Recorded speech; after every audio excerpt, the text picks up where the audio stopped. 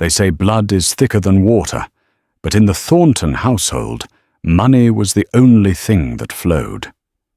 Brucie Vance was the adopted daughter they kept in the shadows, a servant in her own home, mocked for loving a man they called a grease monkey mechanic.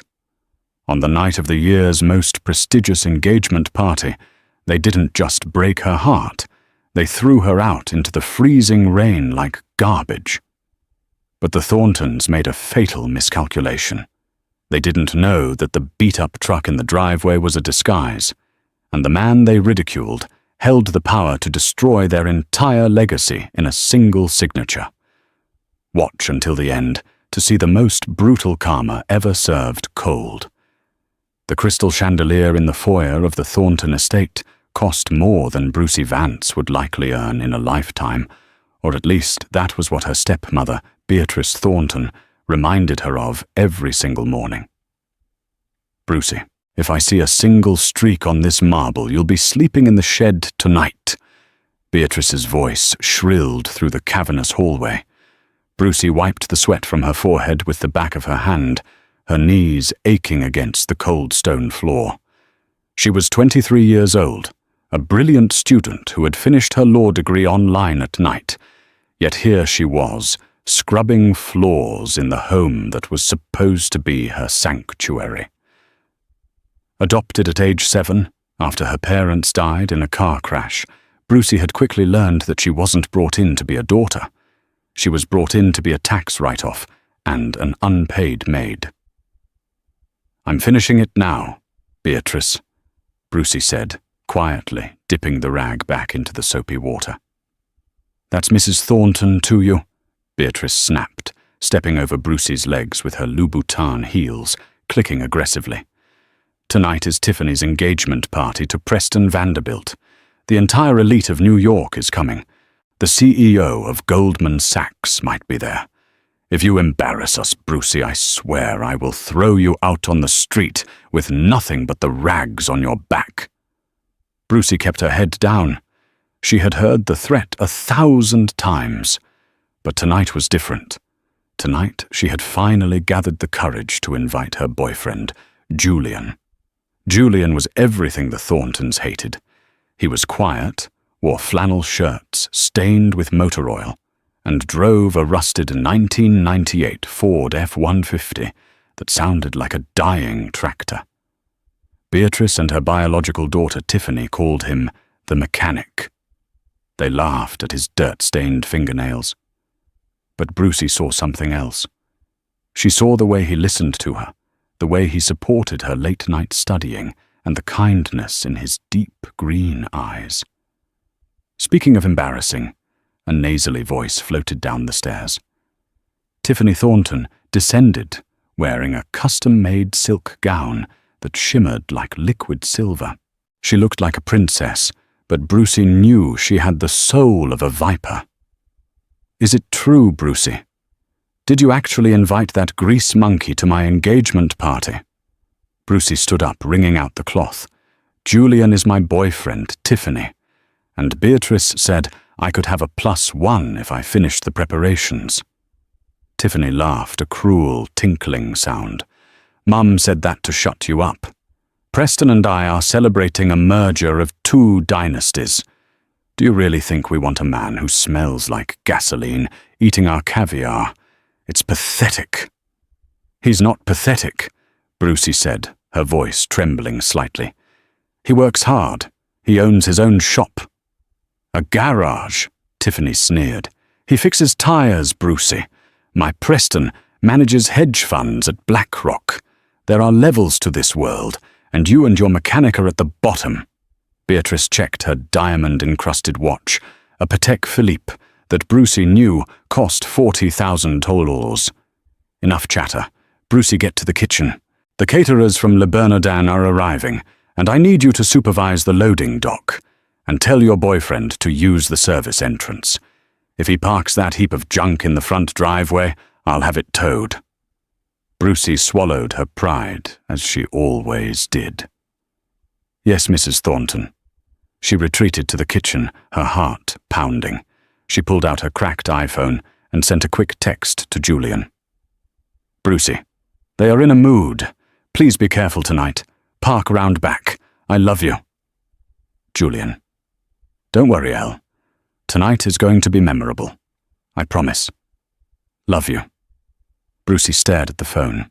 Julian had been acting strange lately, more intense, more focused. He had told her he was working on a big project at the garage, something that would change things for them. She hoped he hadn't spent his savings on a suit he couldn't afford, just to impress these people. As the sun set, the Thornton estate transformed. Luxury cars began to snake up the long, winding driveway. Rolls-Royces, Bentleys, and Maybachs lined up like a parade of wealth. The air filled with the scent of expensive perfume and the sound of a string quartet playing Mozart. Brucey had changed into her one decent dress, a simple navy blue cocktail dress she had bought at a thrift store and tailored herself. It fit her perfectly, accentuating her slender frame and striking auburn hair. She looked elegant, far more elegant than her station in the house suggested. She was arranging champagne flutes near the back terrace when she felt a hand grip her arm. It was Tiffany, and she looked furious. "What do you think you're wearing?" Tiffany hissed her eyes, scanning Brucey's dress. "It's just a dress, Tiffany. I stayed out of the way." "It's blue," Tiffany spat. "Preston's mother is wearing blue. You're trying to upstage the mother of the groom, you insolent little stray." Before Brucey could react, Tiffany grabbed a glass of red wine from a passing waiter's tray and deliberately tipped it forward. The dark crimson liquid splashed all over Brucey's chest, soaking the navy fabric and ruining the dress instantly. "Oops," Tiffany smirked, feigning shock. "Looks like you're not fit for polite society. Go change. Or better yet, leave." Brucey gasped, the cold wine seeping into her skin.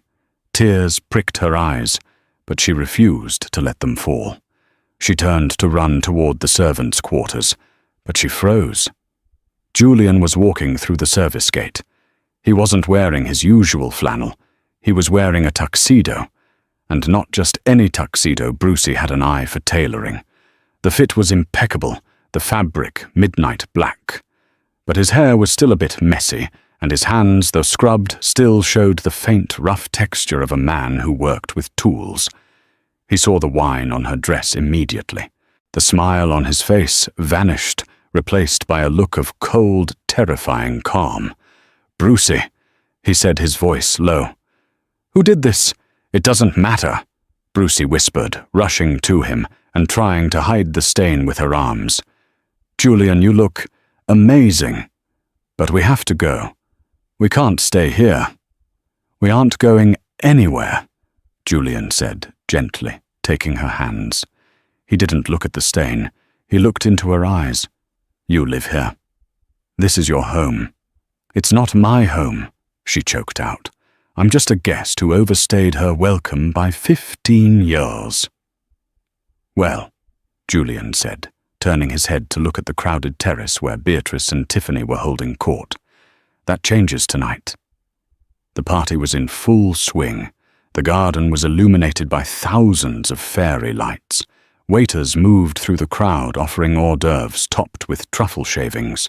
Beatrice was in her element, laughing loudly at a joke made by a senator, while Tiffany clung to Preston's arm, flashing her massive diamond ring. Preston Vanderbilt was handsome in a generic way, with slicked-back blonde hair and a smile that didn't reach his eyes. He came from old money, or so the story went. Rumors in the financial district suggested the Vanderbilt fortune wasn't quite as liquid as it used to be, but tonight they were selling the illusion of power perfectly. Brucey and Julian stepped onto the terrace. Brucey had tried to clean the wine stain, but it was still visible, a dark splotch of shame. Julian, however, walked with a strange confidence, his hand firmly on the small of her back. As soon as they entered the main circle, the conversation died. Beatrice spotted them first. Her eyes widened, then narrowed into slits. She excused herself from the senator and marched over Tiffany and Preston, trailing behind her, like hyenas sensing a wounded animal.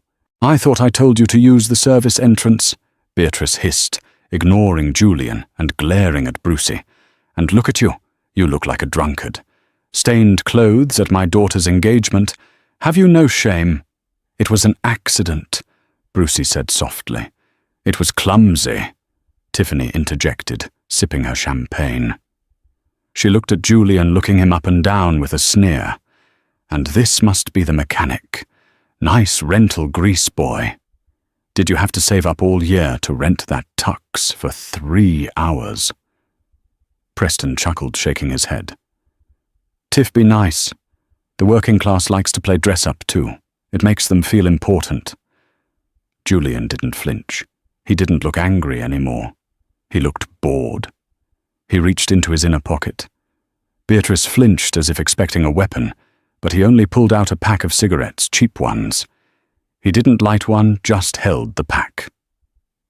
"I'm not here to play dress-up," Julian said, his voice calm but carrying effortlessly over the quiet crowd. "I'm here to support Brucey. And I'm here to ask you a question, Mrs. Thornton." Beatrice laughed, a harsh, barking sound. "You ask me a question, you're trespassing. I want you off my property immediately."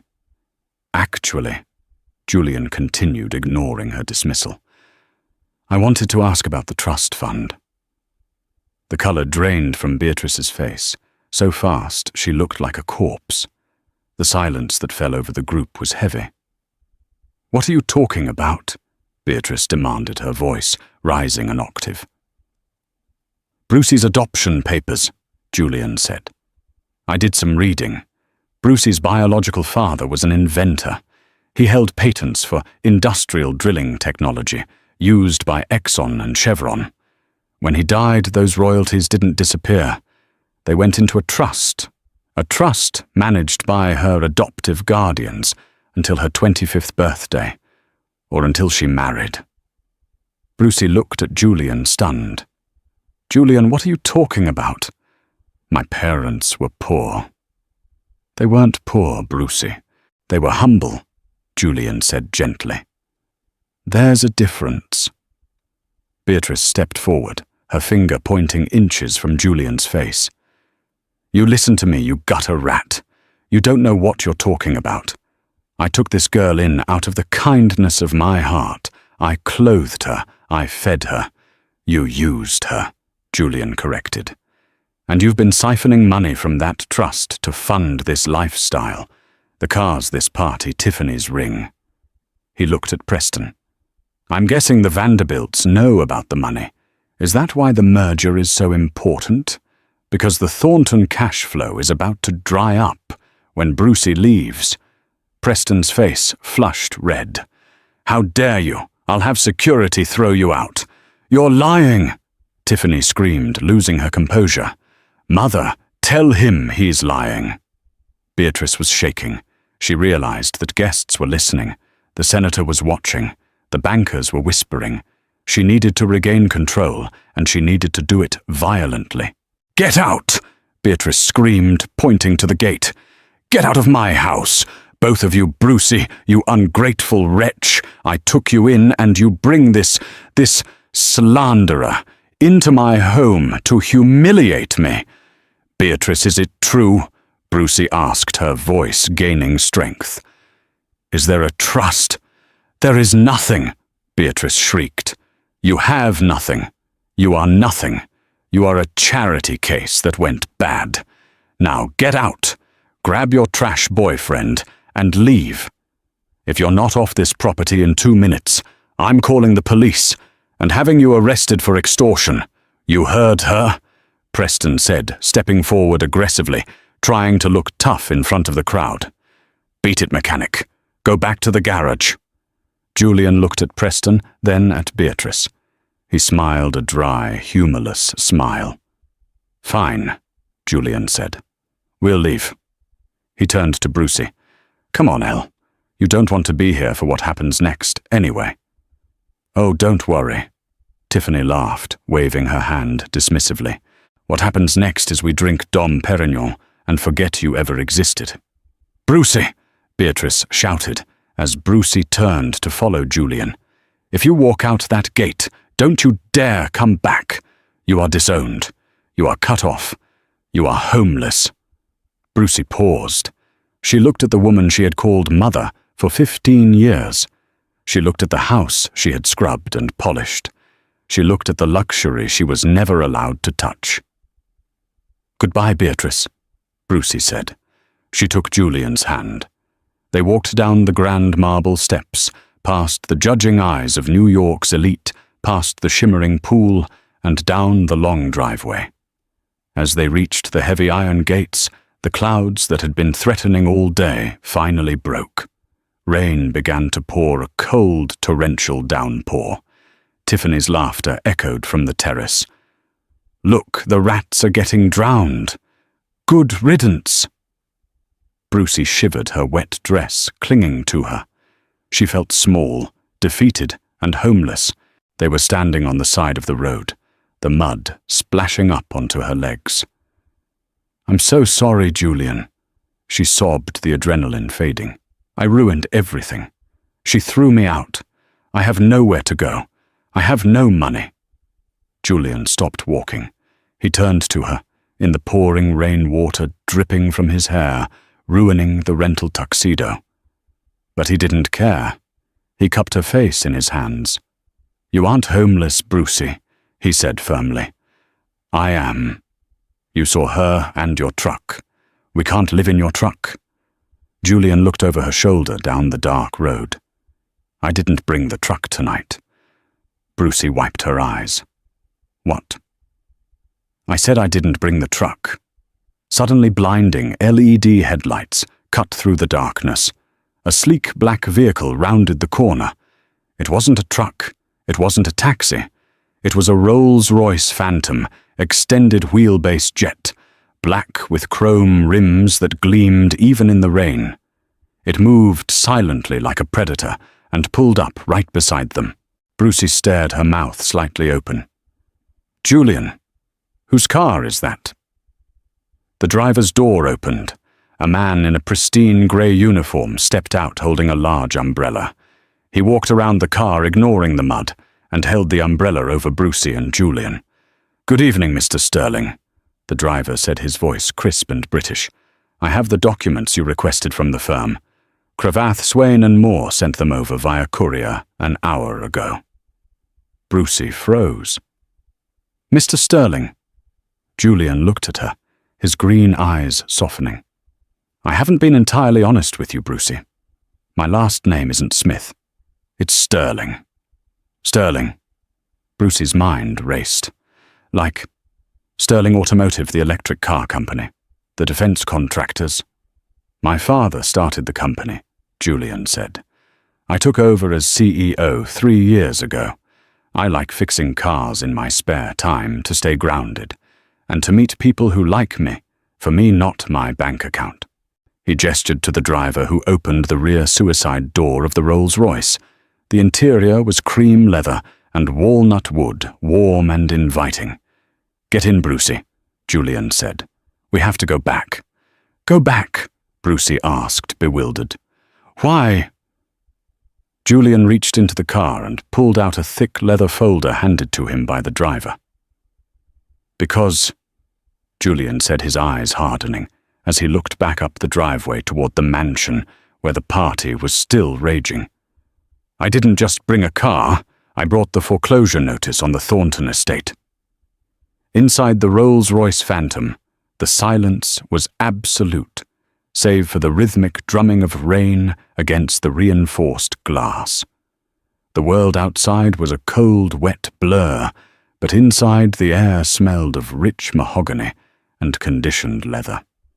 Brucey sat frozen, her wet dress staining the pristine cream seat, but she couldn't bring herself to care. She stared at Julian, or rather Julian Sterling. The man she had watched fix a radiator with duct tape and a wrench was now adjusting diamond cufflinks on a tuxedo shirt that probably cost more than the Thorntons' annual grocery budget. "Julian," she breathed, her voice barely a whisper. "Sterling, as in Sterling Global. You own the skyscraper downtown, the one that twists like a helix." Julian sighed a heavy, regretful sound. He reached into a refrigerated compartment and pulled out a bottle of water, cracking the seal and handing it to her. "I do. And the one in London. And the shipyard in Singapore. I'm sorry I lied, Brucey. When I met you at the library that day, I was exhausted. Everyone I met wanted a job, a loan, or a connection. You just wanted to know if the seat was taken. You offered me half your sandwich because you thought I looked tired." He looked at her with an intensity that made her breath hitch. "You fell in love with a mechanic who drove a rust bucket. That told me everything I needed to know about your heart. I planned to tell you tonight after the party. I was going to propose." Brucey's eyes widened. "Propose? I still am," Julian said firmly. "But first we have some pests to exterminate." He tapped on the partition window. "Arthur, take us to the front door. Right up to the steps. If you have to drive over the red carpet, do it." "With pleasure, sir," the driver replied. The car surged forward. They didn't drive back down the road. They turned around and headed straight back up the winding driveway toward the mansion. Up at the house, the party was reaching a fever pitch. Beatrice Thornton was holding a microphone, standing on a raised platform near the string quartet. She was flushed with wine and victory. "Thank you all for coming," Beatrice announced, her voice booming over the speakers. "Tonight isn't just about Tiffany and Preston. It's about legacy. It's about the joining of two families that represent the very best of dignity and class." "Hear, hear," Preston shouted, raising his glass. "We have worked so hard to maintain the standards of this community," Beatrice continued, "keeping out the riffraff to ensure that our circle remains pure." As if on cue, a blinding pair of xenon headlights swept across the terrace, cutting through the rain and illuminating the crowd like a prison spotlight. The guests gasped and shielded their eyes. The massive black Rolls-Royce Phantom roared up the driveway. It didn't stop at the valet stand. It bypassed the parking attendants, hopped the curb and crushed a row of prize-winning hydrangeas before screeching to a halt directly at the base of the marble stairs, right on top of the red carpet. "What on earth?" Tiffany shrieked, dropping her glass. The guests murmured excitedly. A car like that meant serious power. Was it a head of state? A celebrity, Beatrice squinted into the headlights, her annoyance warring with curiosity. "Who is that Preston? Did you invite the governor?" The driver's door opened. Arthur, the chauffeur, stepped out with an umbrella. He walked around the back with a military cadence, ignoring the rain. He opened the rear door. First a polished black dress shoe stepped onto the red carpet. Then Julian Sterling emerged. He stood to his full height, buttoning his jacket. He didn't look like a mechanic anymore. He looked like a king returning to execute a traitor. He turned and offered his hand into the car. Brucey stepped out.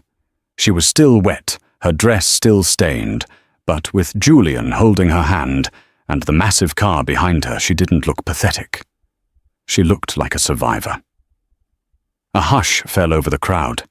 It was absolute silence. Beatrice's jaw dropped. You came back." She stormed down the stairs, her face turning a violent shade of purple. "I told you to leave, and you rented a limo. Do you think that impresses me? You drove over my flowers. I'm calling the police right now." Julian didn't shout. He didn't have to. He simply walked up the stairs, pulling Brucey with him. The crowd parted for them like the Red Sea. They walked right up to the platform where Beatrice had been giving her speech. Julian reached out and took the microphone from Beatrice's hand. She was so shocked she let go without a fight. "Good evening, everyone," Julian said. His voice was smooth, deep, and commanded instant authority. "I apologize for the interruption. My name is Julian Sterling. A ripple of shock went through the crowd. The name Sterling was royalty in financial circles. No, Preston Vanderbilt stammered, stepping forward, his face pale. That's impossible. You're the guy who changes tires at the Quick Fix on 5th. I own the Quick Fix, Julian corrected, looking at Preston with cold amusement. And the block it sits on, and the bank that holds the mortgage on your father's firm, Preston. Preston choked, taking a step back. But I'm not here to talk about my portfolio, Julian said, turning his gaze to Beatrice. I'm here to talk about theft. The atmosphere in the garden shifted instantly from a celebration to a courtroom. The rain had slowed to a drizzle, but the tension was thick enough to drown in. Beatrice tried to grab the microphone back, but Julian simply held it out of reach. "You're drunk," she hissed, though her eyes darted nervously to the guests. "Security, get this lunatic off the stage." "I wouldn't do that." A deep voice boomed from the crowd. A man in a sharp grey suit stepped forward. It was Senator Reynolds, one of the most powerful men in the state. He was looking at Julian with recognition. "Mr. Sterling, I didn't know you were in town. We've been trying to get a meeting with your board regarding the new energy grid project, Senator Tor." Julian nodded respectfully. "We can discuss the grid later. Right now I need a witness." Julian reached into his jacket and pulled out the leather folder Arthur had given him. He opened it, the papers crisp and dry. Beatrice Thornton. Julian began reading from the document. "For 15 years you have played the role of the benevolent guardian. You told everyone that Brucey was a burden, a drain on your finances. She is," Beatrice screeched. "She eats my food, uses my electricity." According to these bank records from the Cayman Islands, Julian said, holding up a sheet of paper with complex wire transfer codes, Brucey's biological father left a trust fund totaling $18 million in 2008. Adjusted for interest and market growth, the trust should be worth nearly $32 million today. The crowd gasped. $32 million was a fortune even for this crowd. "Lies!" Tiffany shouted, stomping her foot. "He's making it up. Look at him, he's a fraud." "These are certified records from UBS and Credit Suisse." Julian continued ignoring the girl. "And here." He pulled out another stack of papers stapled together with a red legal flag. "Here is the ledger of withdrawals." He looked at the crowd. In 2018, $2 million withdrawn for home renovations, specifically the pool we are standing next to. In 2020, $400,000 for a educational trip to Paris for Tiffany, not Brucey. In 2023, a wire transfer of $5 million to cover margin calls for Preston Vanderbilt's failing hedge fund. The silence was deafening. Every head turned toward Preston. Preston looked like he was about to vomit. That was a loan," he squeaked. "A private investment." "It was theft," Julian said coldly. "The trust stipulates that funds can only be used for Brucey Vance's welfare. Buying your fiancé out of bad stock bets does not constitute Brucey's welfare." Brucey stood beside Julian, reading the numbers over his shoulder. Her hands covered her mouth. She had spent years scrubbing floors, wearing hand-me-downs and skipping meals so she wouldn't be a burden. Meanwhile, they were spending her father's legacy on their vanity. "You stole it all," Brucey whispered, her voice amplified by the microphone Julian was still holding. "My parents worked for that. They saved that for me." "We didn't steal it," Beatrice yelled, but her voice was cracking. She looked around for support, but the guests were backing away. The senator had crossed his arms, looking at Beatrice with disgust. "You have no proof we knew about the stipulations." Beatrice tried a new angle. "It was an administrative error." "Was it?" Julian flipped to the back of the folder. "Because I also have the original adoption agreement. Clause 4, Section B. Guardians acknowledge full fiduciary responsibility for the Vance estate. And right here at the bottom is your signature, Beatrice, and yours, Tiffany, as a witness when you turned 18. Tiffany froze. I just signed what Mum told me to sign. That's not a legal defense. Tiffany Brucey said, her lawyer instincts kicking in. She stepped forward, her eyes burning with a fire Beatrice had never seen before. That makes you an accomplice to grand larceny and fraud. But wait. Julian interrupted his voice, dropping to a dangerous low. The money is one thing. Money can be repaid. But what you did to the house, that is why I am really here. Beatrice's eyes bulged. She actually took a step back, bumping into the string quartet cellist. No, you can't know about that. The mortgage on this estate, Julian announced to the crowd. The Thornton Manor. It hasn't been paid in 6 months. That's a lie, Beatrice screamed. We are liquid. We are wealthy. You were wealthy, Julian corrected, until you drained Brucey's trust to 0 3 months ago. You've been floating checks ever since. The bank initiated foreclosure proceedings last week. Julian pulled a single thick document from the back of the folder. It had a red stamp on it. Foreclosure notice. The bank was going to auction this house next Tuesday, Julian said, but I didn't want to wait that long. I called the chairman of the board at the bank about 20 minutes ago. I bought the debt. He handed the paper to Brucey. Brucey holds the deed, Julian said.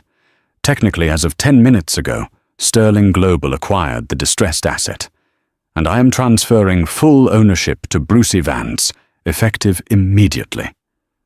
Brucey looked down at the paper. It was real. So, Julian said, looking at Beatrice, whose face had gone grey, you are trespassing, and unlike you, Brucey has a heart. But I don't. Julian turned to the security guards who Beatrice had threatened to call earlier. They were big men hired for the night. They looked confused. Gentlemen, Julian said to the guards, I am hiring you for the remainder of the night. Double your rate, payment in cash right now. The head guard looked at Beatrice, then at the billionaire. He nodded. Yes, sir. Excellent. Julian pointed at Beatrice, Tiffany, and Preston. Please escort these 3 off the property. They are causing a disturbance. You can't do this, Tiffany shrieked, grabbing Preston's arm. Preston, do something, call your father. Preston pulled his arm away from her sharply. Don't touch me, he muttered. If this is true, if you're broke, and you're going to prison. Preston, Tiffany gasped. The engagement is off, Preston said, straightening his jacket and walking quickly toward the exit, keeping his head down to avoid the cameras that some guests had started to pull out. Preston. Tiffany wailed, collapsing onto the wet red carpet. Get them out, Julian ordered the guards. Wait, Beatrice screamed, clinging to the railing of the stairs. You can't kick me out. I have nowhere to go. This is my house. I have clothes in there. My jewelry. Brucey stepped forward. She looked at the woman who had made her sleep in a shed when guests came over. She looked at the woman who had forced her to scrub toilets on Christmas morning. You can take what you're wearing, Brucey said, her voice steady and cold. Just like you told me to do an hour ago. Karma is a mirror, Beatrice, and yours just broke.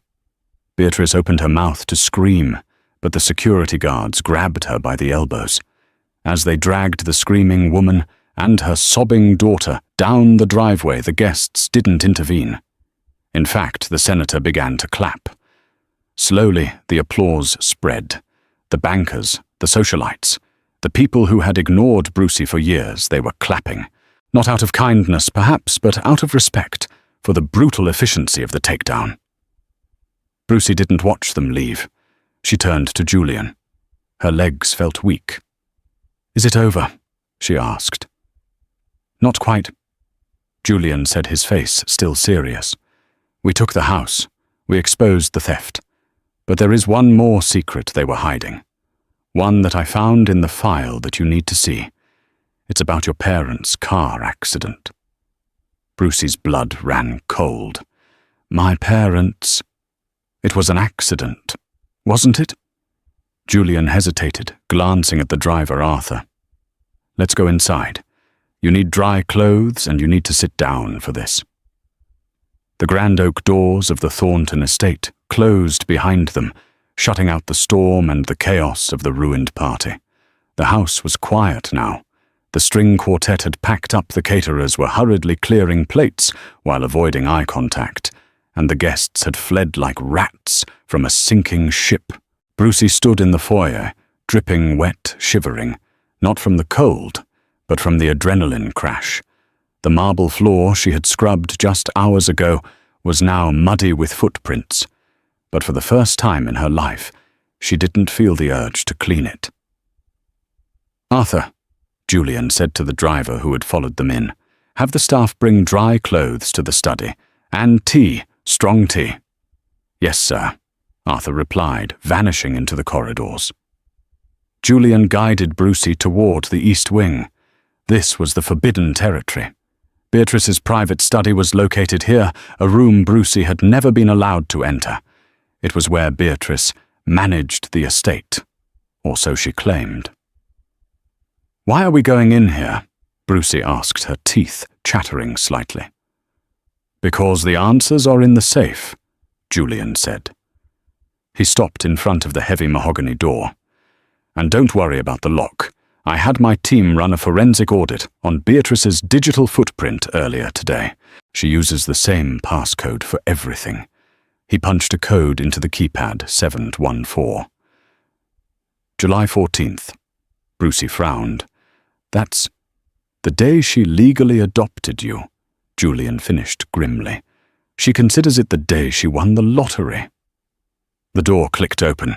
The room smelled of stale cigarette smoke and expensive leather.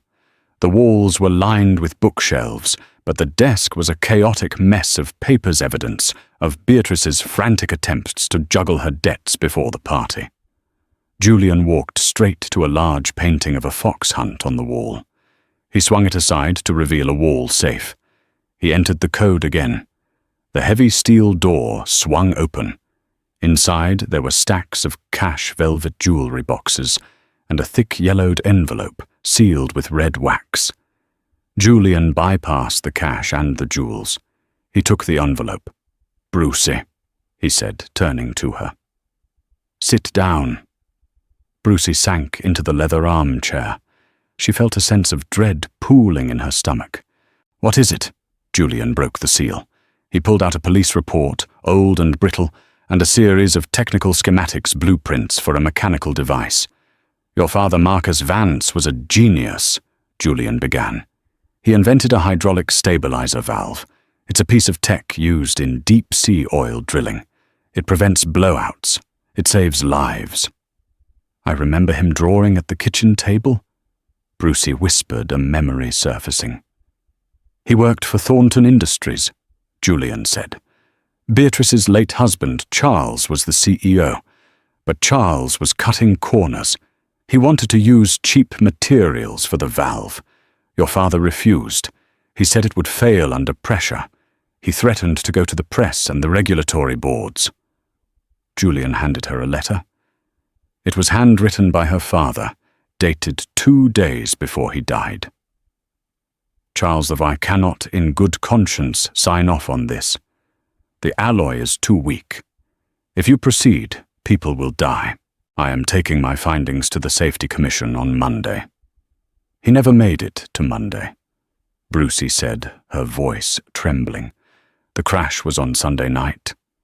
The police report listed the cause of the accident as brake failure due to driver negligence. Julian said, his voice hard. But look at this. He handed her a second document. It was a receipt from a mechanic shop, Thornton Fleet Services. It was dated the Saturday before the crash. Work order, brake line adjustment. They didn't fix the brakes, Brucey, Julian said softly. They sabotaged them. Beatrice's husband ordered the sabotage. And Beatrice, she paid the mechanic to disappear. I found the wire transfer in the Cayman files. $50,000 sent to a man named distinctively Gus Miller the day after your parents' funeral. Brucey felt the room spin. It wasn't just greed. It wasn't just stealing her inheritance. They had murdered her parents to protect a faulty product, then adopted her to ensure that the patent rights which legally passed to her would stay under their control until she came of age. They killed them, Brucey whispered. Tears streamed down her face, hot and angry. They killed my mum and dad for a valve, for money. And then they made you their servant. Julian added, his fists clenching. They humiliated you every day to break your spirit so you would never ask questions. They kept you close to watch you to make sure you never found out the truth. Brucey stood up. The sadness was gone. It was replaced by a cold, white-hot fury. She looked at the luxury around her, the books, the art, the furniture. All of it bought with blood. Her parents' blood. Where are they? Brucey asked. Her voice was unrecognizable. It was the voice of a prosecutor. Where did Beatrice and Tiffany go? My security team tracked them, Julian said. They are at the Motel 6 on the highway. Beatrice's credit cards have been declined everywhere else. She thinks she's just broke, Brucey said, wiping her face. She thinks this is just about money. She doesn't know we have this file, Julian confirmed. Brucey walked over to the desk. She picked up the phone. What are you doing? Julian asked. I'm ending this, Brucey said. I'm going to make the call. She needs to come back here. I want her to look me in the eye when the handcuffs go on. The rain had stopped, leaving the night silent and heavy with fog. The Thornton estate, usually a beacon of light, was now dark, save for a single light in the study. At the Motel 6, Beatrice Thornton was pacing the small, stain-carpeted room like a caged tiger. Tiffany was sitting on the bed, sobbing into a pillow, her mascara running in black streaks down her face. Stop crying, Beatrice snapped. It's giving me a migraine. We have nothing, Mum, Tiffany wailed. Preston blocked my number. My friends aren't answering. We are in a motel. There are bugs in here. It's temporary, Beatrice insisted, though her hands were shaking as she lit her last cigarette. We just need to regroup. That brat, that ungrateful little brat, tricked us. But I have lawyers. I have connections. You have nothing, Tiffany shot back. Julian Sterling bought the debt. He owns the house. He owns us. Beatrice's phone rang. She looked at the screen. It was the landline from the estate. She froze. It's her. Don't answer it, Tiffany said. I have to, Beatrice said. She took a deep breath, putting on her best, haughty voice. Hello, Brucey.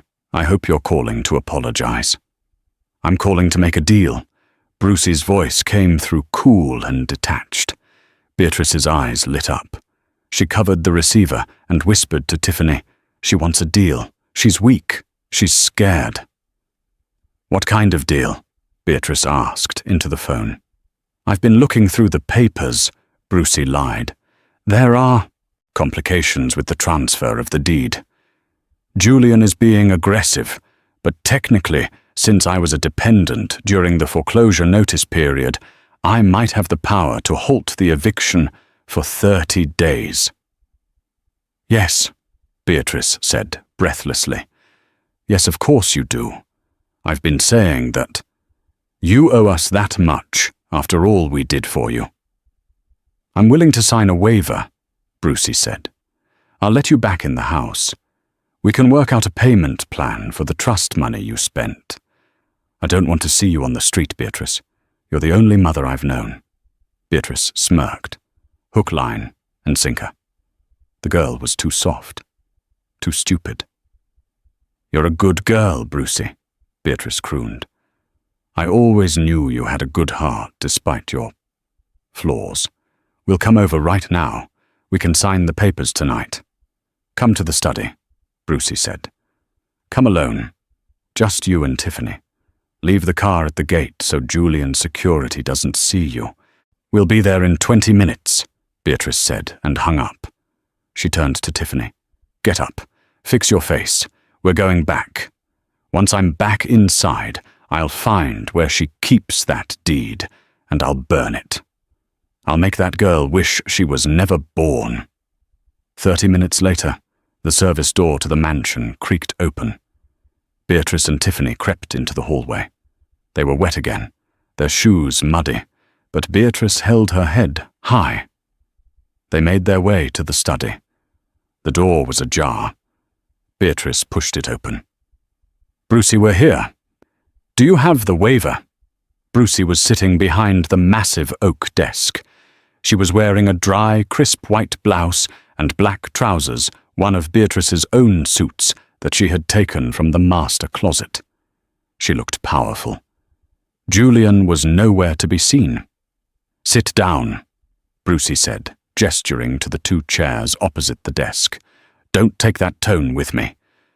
Beatrice snapped her confidence, returning now that she was on home turf. Where is the paper? Let's get this over with so I can go to sleep. And tomorrow you're going to clean up that mess in the foyer. Brucey didn't move. She just stared at Beatrice.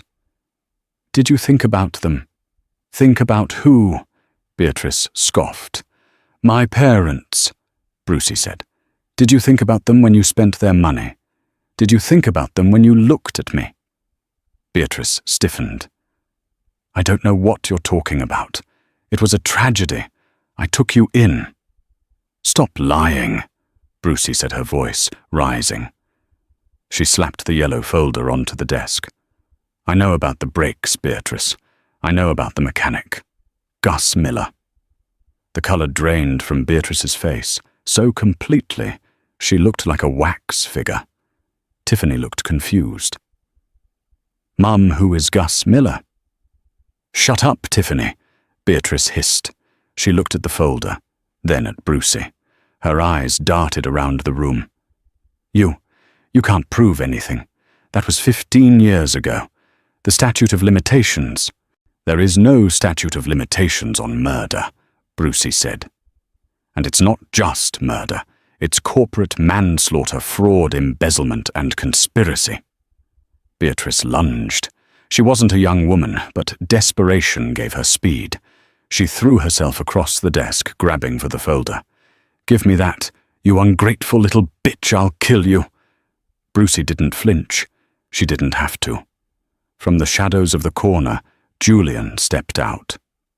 But he wasn't alone. 3 uniformed police officers and a man in a trench coat, Detective Miller, no relation to the mechanic, stepped out from the connecting library door. Beatrice Thornton, the detective said, his hand resting on his holster. Step away from the desk.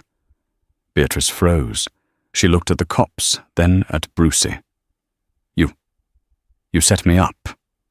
I just invited you home, Brucey said coldly. You're the one who confessed. I didn't confess, Beatrice screamed. I said nothing. We've been recording since you walked in the door, Julian said, pointing to a small red light blinking on the bookshelf. And we have the wire transfers. We have the original fleet logs. It's over, Beatrice. The officers moved in. Beatrice fought, scratching and screaming as they cuffed her hands behind her back. Tiffany began to scream. I didn't do it. I didn't know. Don't arrest me. Tiffany Thornton, the detective said. You are under arrest for being an accomplice to fraud and beneficiary of stolen funds. You signed the documents. Mum told me to, Tiffany cried, as an officer cuffed her. Brucey watched them being dragged out. Beatrice looked back one last time, her eyes filled with pure hatred. You're nothing without me, Beatrice screamed. You're a stray, no one wants you. Brucey stood up. She walked around the desk and stood right in front of Beatrice. I'm Brucey Vance, she said clearly. Daughter of Marcus and Sarah Vance. I am the owner of this house. I am the owner of the patent you stole. And you are just an inmate." The police dragged them out. The front door slammed shut. The silence returned to the house, but this time it wasn't heavy. It felt clean. Julian walked over to Brucie. She was trembling again, but he wrapped his arms around her. "You did it," he whispered into her hair. "It's done." "They're gone," Brucie breathed, leaning into him. "It's actually over." "Not quite," Julian said, pulling back slightly to look at her. "There's one more thing. I promised you a twist, didn't I?" "A twist?" Brucie asked, confused. What more could there be? Julian smiled, a genuine, warm smile.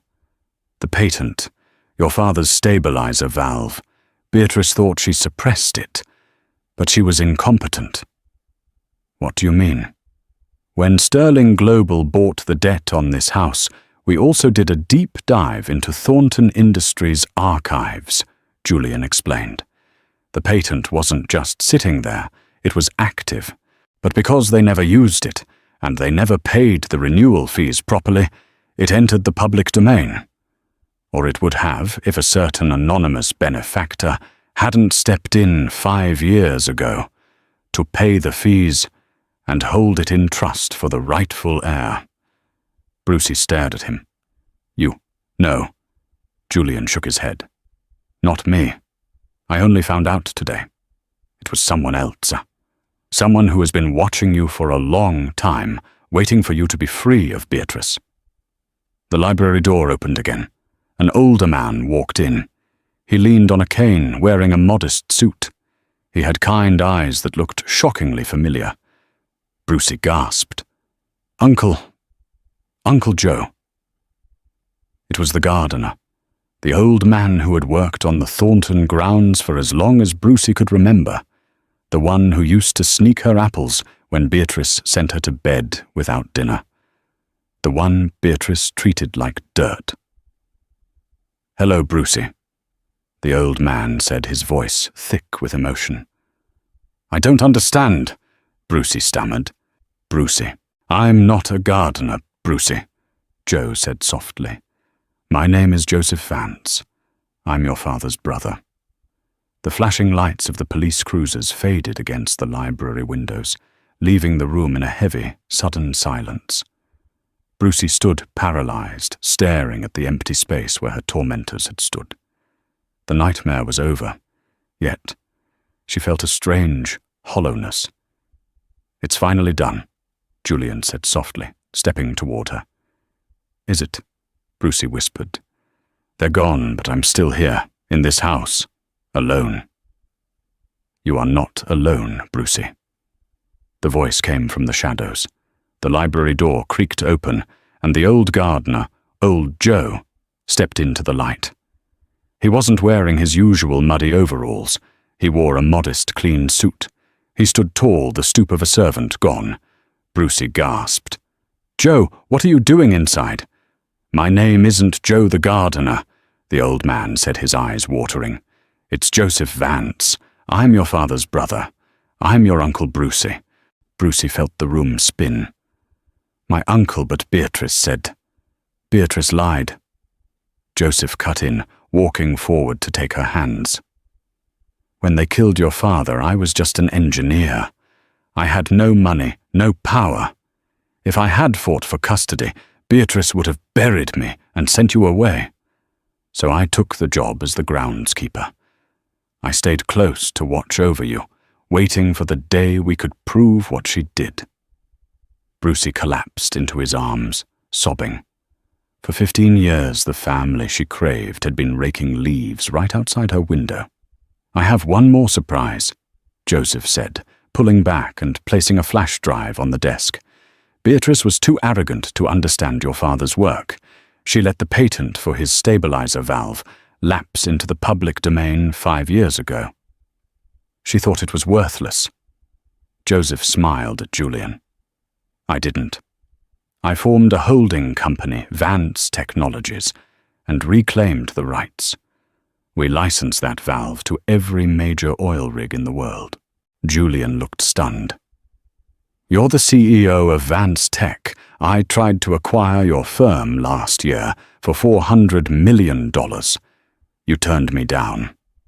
I turned you down because it wasn't mine to sell, Joseph said, squeezing Brucey's hand. It belongs to Brucey. You aren't just an heiress to a trust fund, my dear. You are a self-made tycoon. The money has been waiting for you. Brucey looked at the flash drive, then at the opulent room around her.